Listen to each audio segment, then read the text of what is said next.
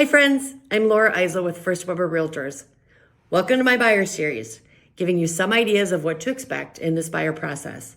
It's not every detail, but it'll give you a great place to start. This video is Buyers 102, financing. Let's get to it. So we have to talk about what no one wants to talk about, money. Getting pre-approved is one of the most important things you can do before you start your home search. Find a lender that's available to you when you need them, not just 9 to 5, and one who isn't afraid to answer your questions. Remember, there are no stupid questions. It's only stupid not to ask them. You're going to have so many questions about programs and loan-to-value ratios, concessions allowed, and your lender is the one who can best answer those questions.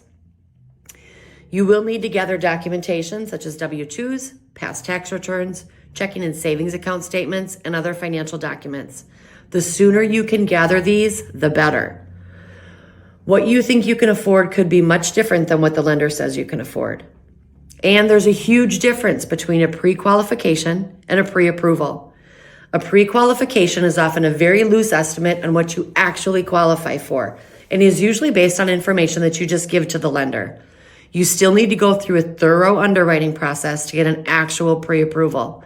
If a lender doesn't ask you for printed verification on these things, you more than likely have a pre-qualification. A pre-approval is an actual verified account of your finances, and this is what the seller will want to see. Do not be fooled by some internet lenders that give you a false sense of security on what you actually qualify for. Plenty of offers have fallen apart because the lender didn't do an actual pre-approval and only did a pre-qualification. You want 90% of the documentation completed and verified before you write an offer. Each pre-approval is usually good for about 90 to 120 days. So if the home buying process takes a little longer, you may need to update information every 3 to 4 months to keep your pre-approval current.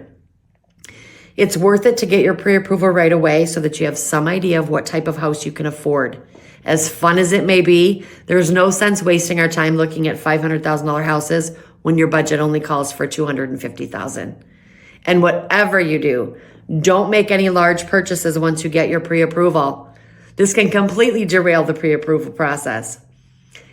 Keep your expenses simple and wait until you move in to make any large purchases. As an agent, I worked with several lenders, so if you would like some names, I'm happy to provide some. And if you haven't already, start saving now for money to make a down payment and any possible commission you would need to pay, and your lender will go over options for loan programs that'll suit your needs. If you have questions about your credit score and what it means to you, click the link below for some useful credit score information. Remember, finding the right lender is important, and it's totally acceptable to interview more than one. So reach out if you need some lenders or talk to one you know, and let's get your pre-approval done.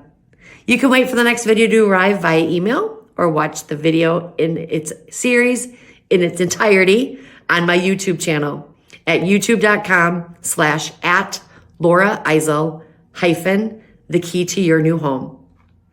I'm Laura Eisel. Thanks for watching. Let's find your new home. Bye for now.